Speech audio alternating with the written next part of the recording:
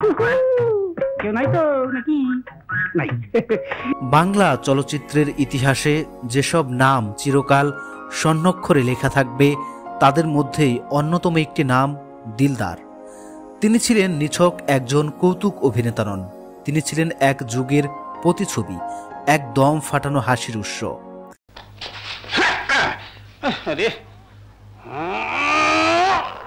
পর্দায় তার উপস্থিতি মানেই দর্শকদের হাসির বন্যা।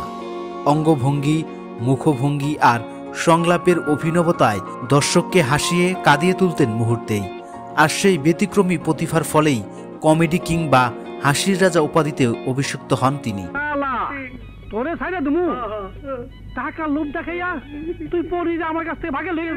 তার জনপ্রিয়তা এমন শীর্ষ পর্যায়ে পৌঁছেছিল যে কৌতুক অভিনেতা থেকে তাকে প্রথমবারের মতো নায়ক করে নির্মিত হয় আব্দুল্লাহ নামের একটি চলচ্চিত্র।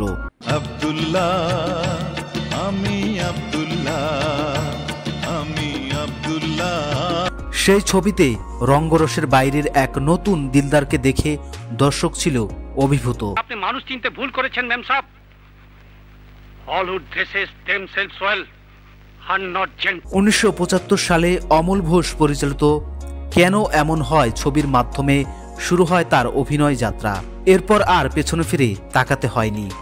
80 ও 90 দশকে বাংলা সিনেমার কৌতুক মানেই দিলদার। তার মুখে সংলাপ পড়লেই যেন হাসির ঝর্ণাধারা বয়ে যেত।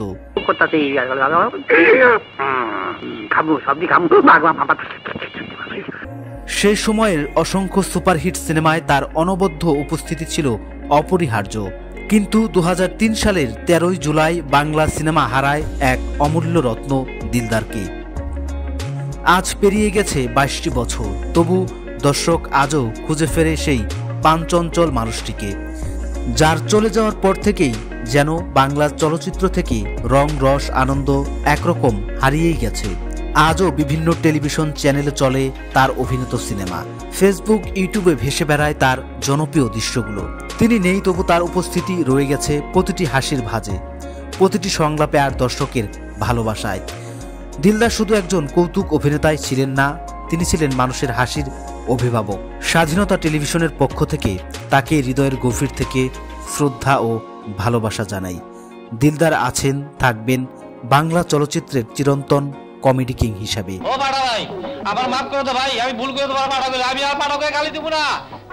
নাজমুল হাসান, স্বাধীনতা টেলিভিশন, বিনোদন ডেস্ক।